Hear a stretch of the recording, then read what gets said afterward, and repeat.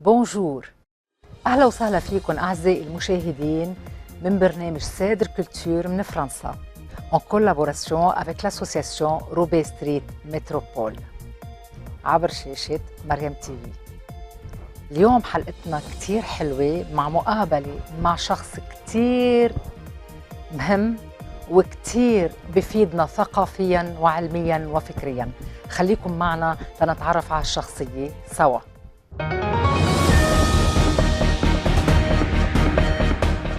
بونجور، أهلاً وسهلاً بكم أعزائي المشاهدين عبر شاشة مريم تيفي من فرنسا ببرنامج سادر كولتور en collaboration avec l'association Roubaix Street Métropole. اليوم معنا مؤرخة فرنسية بتجنن، رح أعرفكم عليها لكن رح أقدمها باللغة الفرنسية لحتى تعرف شو عم بحكي. Chers téléspectateurs, bienvenue aujourd'hui. Nous abordons un sujet essentiel, le dialogue culturel entre l'Orient et l'Europe. Pour en parler, nous avons l'honneur d'accueillir Madame Jeanne Boursier, une historienne courageuse, engagée et audacieuse, véritable exemple de détermination. Elle est également journaliste à Radio Boomerang, ce qui renforce encore la force de sa voix et la profondeur de ses analyses. Bienvenue, Madame Jeanne Boursier. Merci Et beaucoup, c'est Mariana. un plaisir de vous rencontrer aujourd'hui. Moi de même. Pour commencer, pourriez-vous vous présenter à notre public oriental, surtout au Liban et au Proche-Orient, avec vos propres mots, afin qu'ils puissent mieux vous connaître? Alors, bonjour à tous. Je m'appelle en fait Yasmina Jeanne et je suis franco-algérienne. C'est-à-dire que j'ai en moi et la culture que m'a donnée mon père, qui est une culture orientale, et la culture que m'a donnée maman, qui est une culture française. Et ça a été pour moi quelque chose de très important, qui m'a accompagnée toute ma vie. Alors, quand j'étais adolescente, ça a fait un peu des explosions, parce que quand on est adolescent, on ne sait jamais vraiment où on se trouve. Mais maintenant, à mon âge, les choses sont calmées et j'ai réussi avec le temps à faire une unité entre ces deux cultures. Et franchement, c'est très agréable, vraiment. Entre culture européenne et orientale. Exactement. Et arabe. Tout à fait. Mais alors, comment définissez-vous le dialogue culturel entre l'Orient et l'Europe en général? Alors, en fait, c'est quelque chose dont j'ai beaucoup souffert parce que comme j'ai été élevée au milieu de gens qui étaient et occidentaux et orientaux, pour moi, tout allait de soi. Tout était naturel. En revanche, quand on allait dans les rues, quand on était dans une société purement occidentale, là, ça se passait beaucoup plus mal. Et c'est pour cela que très tôt, je me suis révoltée. J'ai été très tôt révoltée par le racisme déjà, car il faut quand même voir les choses en face. En France, en tout cas, il y a énormément de racisme. Ça s'est calmé pendant quelques années et maintenant ça revient. Ça revient terriblement. Mais c'est tellement important cet échange. Quoi que disent les hommes politiques, quoi que disent les gens dans la rue, l'Orient et l'Occident sont liés à jamais. Par leur, il ne faut quand même pas oublier que les savants, les grands intellectuels arabes au XIe, au XIIe, au XIIIe siècle venaient en France donner des cours, que les intellectuels français et occidentaux en général s'intéressaient au monde arabe. Les savants français apprenaient l'arabe parce que c'était la langue dans laquelle on pouvait découvrir déjà des auteurs grecs que les Arabes avaient eux-mêmes traduits, les mathématiques, la médecine. L'un des ouvrages de médecine les plus importants était un livre arabe et il était dans la bibliothèque universitaire et tous les médecins français s'intéressaient et connaissaient ce livre. Donc, le lien est là. Maintenant, avec le temps, et particulièrement la colonisation, les liens ont été broyés, brisés, et c'est un très très grand dommage. Et ce qui me fait très mal, c'est que quand je travaillais, puisque maintenant je suis à la retraite, les collègues ne parlent pas de cet échange. C'est pour ça que vous trouvez l'importance de renforcer Ah oui, la compréhension entre les deux ah oui, régions. c'est très important. très important. Je dirais, il faut qu'il y ait des échanges. Il n'y en a pas assez. Je me souviens avoir eu des classes d'enfants. Il y avait à peu près 80% d'enfants musulmans qui venaient de différents pays orientaux, mais aussi Africains, Afrique du Sud. Voilà, exactement. Et en fait, ils avaient tellement peur du regard, même des professeurs, qu'ils se taisaient. Ils n'osaient pas dire leur culture. Je les forçais à faire cela parce que c'est très important. Enfin, on coupe ces enfants, ces jeunes, de leur culture, de leurs racines. Vous trouvez c'est quoi les principaux obstacles à ce dialogue? C'est vrai que ça vient. Alors, il y a deux obstacles. Ça vient quoi? Ça vient de l'école? Ça vient de... L'école est très fautive. Ça, alors, je peux en parler librement puisque j'étais professeur. L'école est très fautive. Les enseignants sont très fautifs parce qu'il ne faut jamais de rapprochement. Et ils ne mettent pas en valeur. Il y a beaucoup d'enfants qui ont des racines différentes et ils ne mettent pas ces enfants. C'est beau, c'est mosaïque. Voilà, c'est exactement ce que vous faites. C'est-à-dire le fait de se retrouver une fois par mois dans cette structure que vous avez créée, Mosaïque, mais c'est extraordinaire parce que tout le monde parle de ce qu'il est en fait, et il y a un véritable échange. Et du coup, ce qui est merveilleux, c'est que l'on voit l'autre tel qu'il est, c'est-à-dire l'être humain. Vous vous rendez compte qu'en France, il y a comme cela des stéréotypes. C'est-à-dire, peut-être que vous en avez entendu parler, si vous avez écouté un peu les Français en ce moment, il y a une obsession en ce moment en France, c'est le voile. Mais ça prend des proportions gigantesques. C'est-à-dire que quelqu'un qui porte le voile est un ennemi intérieur de la France. Oui, il y a des personnes qui pensent comme ça, il y a des personnes... oui, mais justement, le problème, c'est que c'est dans les médias. Et ça, les médias sont très... Alors, il y a l'école et il y a les médias.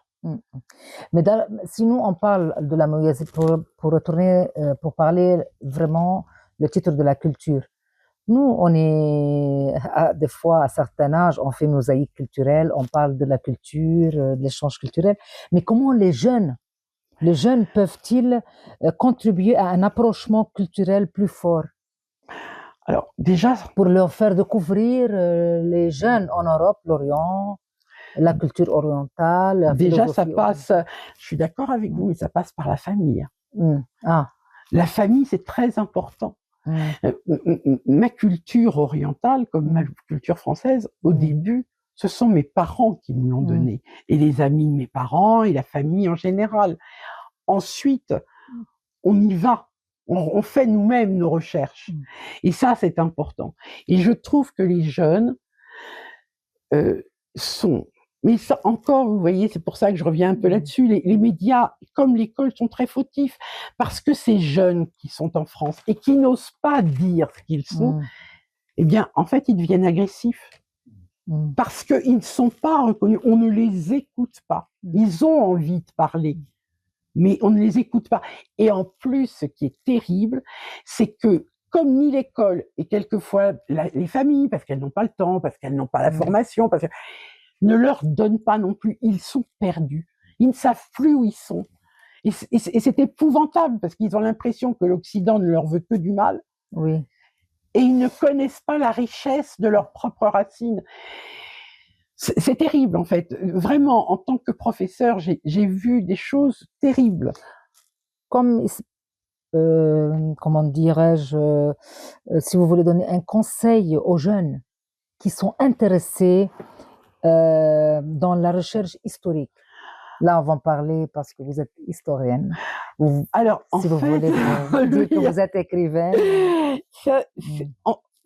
au début, j'ai fait des lettres.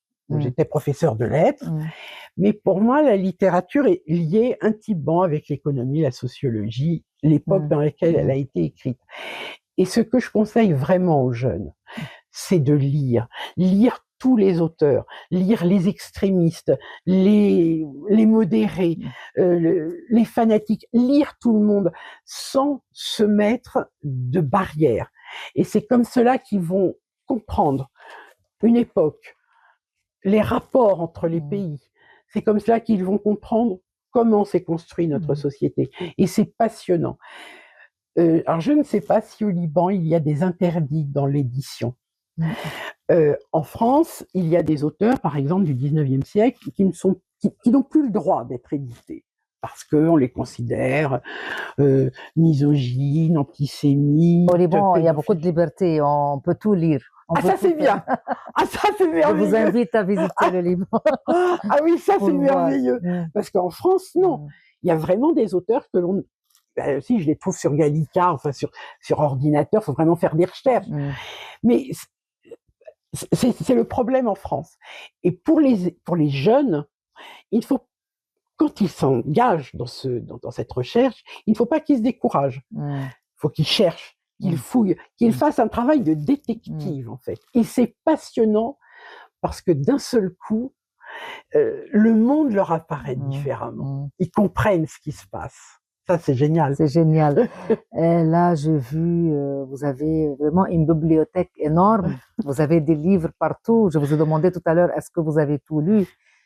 Vous aviez dit presque. Oui. Mais qu'est-ce qui vous a motivé à choisir l'histoire comme domaine de recherche et de carrière? Parce que quand on dit Madame Jean Boursier, historienne. C'est l'amour de la littérature. C'est aussi bizarre que ça puisse paraître. Ça vient de l'amour, toujours. Toujours l'amour. C'est l'amour de la littérature, parce qu'en fait, dans la littérature, on trouve absolument tout. Absolument tout. Et que ce soit une époque, la description des idées, la description d'un gouvernement, les échanges entre les gens. Et ça nous ouvre un monde extraordinaire. Lisez, enfin, je ne peux dire que ça, lisez, dévorez tout ce qui vous tombe sous la main. Et c'est comme cela que l'on se construit, en fait. C'est idiot, j'ai l'impression qu'on ne se construit que comme cela. Alors, avec l'âge, bien sûr, les choix de lecture changent, mais peu importe. Même la comtesse de Ségur, elle m'a construite quand j'étais petite. Vous avez compté combien de livres vous avez lus Non, dans votre vie? Non, je n'ai jamais compté. De combien par mois, par exemple, à peu près? Je ne sais pas, ça peut aller jusqu'à 30. Ouais, facile, parce qu'en plus, comme je fais des recherches, donc je suis obligée. 30, quelquefois plus, quelquefois moins, quand je suis un petit peu quand même... Moyenne générale, 25 livres par mois. Ah, ça c'est moyenne beau. Générale, ça peut être. Ça peut être ça. On peut calculer, je suis pas... 25. Je ne suis pas forte en calcul, mais voilà. À peu près 25, ouais, c'est ça, à peu près 25. Avec tous les livres que vous avez d'histoire, vous avez lu, vous avez fait des recherches, si vous aviez la possibilité de voyager dans une seule période de l'histoire, laquelle choisirez-vous et pourquoi? Alors, le 19e siècle, et particulièrement le Second Empire. Pourquoi le Second Empire? C'est la période que l'on a appelée la fête impériale. Il y a beaucoup de défauts dans le Second Empire. Mais Napoléon III était un homme qui a... il y avait bien sûr la conquête de l'Algérie, mais Napoléon III s'est toujours battu pour que la colonisation ne soit pas ce qu'elle a été au départ et ce qu'elle est devenue sous la République. C'est-à-dire qu'il voulait qu'il y ait une véritable entente entre les gens qui allaient en Algérie, ou même en Orient en général, et les Arabes, car il savait qu'il y avait une culture arabe. Alors, Napoléon III, quand on le voit, on se dit « Oh, c'est un petit bonhomme, pas très intéressant ». C'était quelqu'un qui avait une ouverture beaucoup plus grande que ce qu'il paraissait avoir. Et ce qui est intéressant aussi à cette période, c'est que c'est la grande période de l'orientalisme. Et ça, l'orientalisme, c'est magnifique. Alors, bien sûr qu'il y a eu des dérives. Flaubert, dans sa correspondance, dit que lorsqu'il est allé, alors c'est plutôt en Afrique du Nord, il est allé avec des jeunes garçons. Alors aujourd'hui, bien évidemment, mais il faut essayer de se remettre dans la mentalité de l'époque, c'est-à-dire c'est pas la même chose à l'époque. Je veux dire, les jeunes filles, elles étaient mariées à 16 ans, à 17 ans, elles avaient des enfants, donc voilà, c'est pas la même approche. Peu importe. Mais l'orientalisme, ça a été un moment assez privilégié, en fait. Parce que la France a vraiment découvert l'Orient. Quand on regarde les tableaux de Dinet, de Delacroix, d'un seul coup, les femmes apparaissent. C'est plus les femmes européennes, c'est d'autres femmes, les femmes orientales. Et il va y avoir, alors bien sûr qu'il va y avoir des fantasmes sur la femme orientale, ça va être terrible. Mais en même temps, les gens se sont intéressés. Nerval a écrit son voyage à Constantinople. Quand vous lisez ce livre, vous êtes à Constantinople au XIXe siècle, c'est simple, vous entendez les sons, les bruits, vous ressentez les odeurs, c'est extraordinaire. Il y a eu à ce moment-là une explosion, j'ai envie de dire, plutôt favorable en fait à l'Orient. C'est ça qui était extraordinaire. Chose qui a disparu ensuite petit à petit avec la République. C'est terrible, mais c'est comme ça. C'est pour ça que j'aimerais visiter, faire le voyage dans le temps à cette époque. En fait, c'est ça. Vous parlez avec émotion toujours. Vous parlez vraiment, comme vous dites, c'est l'amour toujours de l'histoire. Mais vous parlez aussi avec amour, c'est très important. Si on va vous dire le Liban, qu'est-ce que le Liban, que vous n'avez jamais visité? Je suis très fâchée. Alors vous savez, le Liban, là, ça a été une déception terrible. Je devais avoir une quinzaine d'années et papa connaissait, c'est un ami libanais qui dit « Venez au Liban, vous arrivez avec toute la famille ». On était prêts à partir. C'est dommage, la guerre est arrivée juste à ce moment-là. La guerre. Ça va s'arrêter et vous allez retourner voir le Liban. J'aimerais. Le Liban, si vous voulez, fait partie de cet orientalisme. Le Liban, ça a été, comment vous dire, aussi bien en littérature qu'en poésie et que dans l'imaginaire en général. Le Liban, c'est le pays de tous les rêves. Un pays, on voit les cèdres, on entend une musique arabe, une douceur de vivre, ce sont les plats. Alors un ami qui est âgé maintenant, mais disait que quand on mange au Liban, on a l'impression d'être dans l'Empire byzantin. C'est vrai. C'est vrai. C'est la cuisine de l'Empire byzantin. Le Liban, ce sont les douceurs. Alors, les gâteaux, je veux dire, vraiment les douceurs. C'est une vision de vie tellement agréable. Alors, peut-être que je délire. Hein. Il faut aller voir pour confirmer tout ça.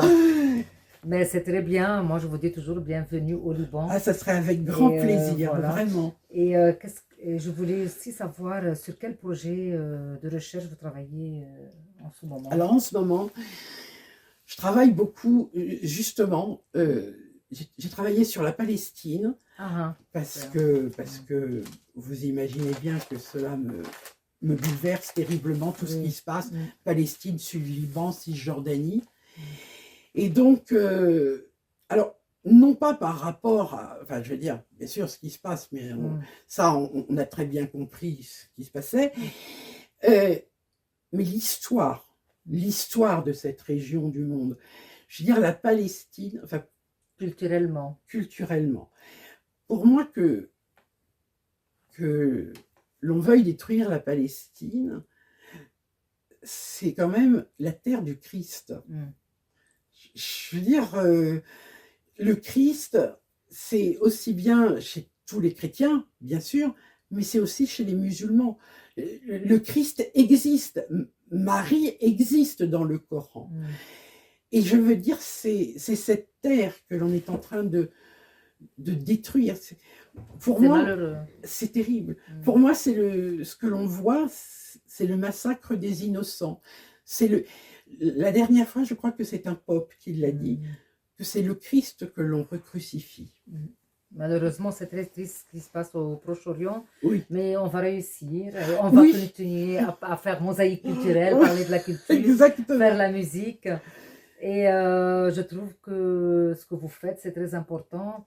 Ça donne l'exemple d'une femme, le rôle que chaque femme joue pour l'humanité en général. Je suis d'accord. Et vous voyez, alors, Historienne, pas historienne, écrivaine, artiste, mais c'est... mais je suis d'accord avec vous, Marianne, et ce que je voudrais vous demander, c'est est-ce qu'au Liban, il y a une aussi grande obsession des féministes qu'en France? C'est-à-dire qu'en France, pour les féministes, les femmes ont toujours été écrasées, elles n'ont jamais existé, Où ont-elles vu ça? Moi, je pense que c'est international. Ah oui, toujours, vous pensez oui, toujours. au Liban quand aussi? ça bouge partout.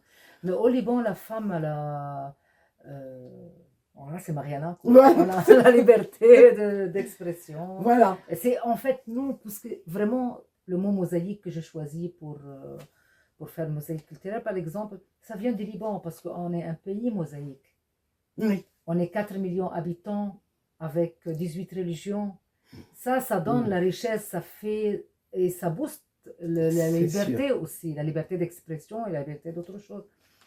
Mais je trouve comme j'ai toujours parlé, que c'est la femme, oui, quand elle dit non, c'est non. Elle va avoir... Oui, quand elle dit oui, elle se rabaisse, elle reste toujours faible. C'est à la femme de jouer cette rôle et continuer à demander ses droits, quoi. En France ou ailleurs, c'est international. Oui, eh bien, vous voyez, le problème en France, c'est que les femmes, et j'ai pas l'impression que ce soit ça au Liban, les féministes enragées que nous avons, je dis pas toutes, hein, bien évidemment, elles rabaissent complètement l'homme et elles veulent montrer une femme qui a toujours été écrasée. Je suis désolée, enfin, dans les cultures, que ce soit orientales ou occidentales, les femmes ont toujours existé. Et la première femme qui a créé une université, c'est au Maroc. C'était une femme qui a créé la première université au Maroc. Donc, faut arrêter. Avec tous les livres que vous avez lus, c'est quelle femme qui vous a attiré dans l'histoire? Une femme. Une femme. Une femme, oui. Alors, c'est très très drôle. La femme qui m'a marquée quand j'étais jeune, c'était Colette. Ah, okay. Ah, j'ai adoré Colette, j'ai lu toute son œuvre. Ça. Et en vieillissant, et là maintenant, eh bien, il y a une femme que j'aime beaucoup.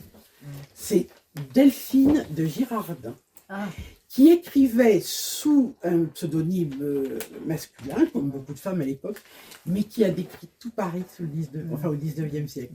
Ça s'appelle les lettres parisiennes. C'est extraordinaire. Ça, c'était... Super, merci beaucoup Madame Jeanne Boursier. Merci beaucoup. Nous tenons Marianne. à vous exprimer toute notre gratitude pour votre générosité, la chaleur de votre accueil, votre grande culture, et bienvenue toujours au Mosaïque culturelle, votre clarté d'esprit et votre ouverture enrichissant profondément ce dialogue. Merci d'avoir partagé avec nous votre vision lumineuse et votre expérience précieuse, vraiment précieuse. Merci de nous avoir suivis et à très bientôt dans une nouvelle émission. ميرسي بوكو شكرا جزيلا للمتابعة أعزائي المشاهدين عبر شاشة مريم تي في en collaboration avec روبي ستريت متروبول هالجمعية اللي عم تنقلكم أحلى أخبار من فرنسا إن كان من الكولتور أو من الفن أو من أي مواضيع مهمة تانية. قريبا رح نحكي عن l'ambiance de Noël en France. Vous allez être très content. Voilà, merci beaucoup. شكرا جزيلا. وإلى اللقاء في الحلقة القادمة. Merci beaucoup. Au revoir et à très bientôt. Merci beaucoup. Merci Mariana. Bienvenue. هيك بتكون خلصت حلقتنا لليوم بهالمقابلة اللي إن شاء الله تكون نالت إعجابكم أعزائي المشاهدين من برنامج سادر كولتور من فرنسا en collaboration avec l'association Roubaix Street Métropole عبر شاشة مريم تي في. Merci beaucoup. Au revoir et à très bientôt.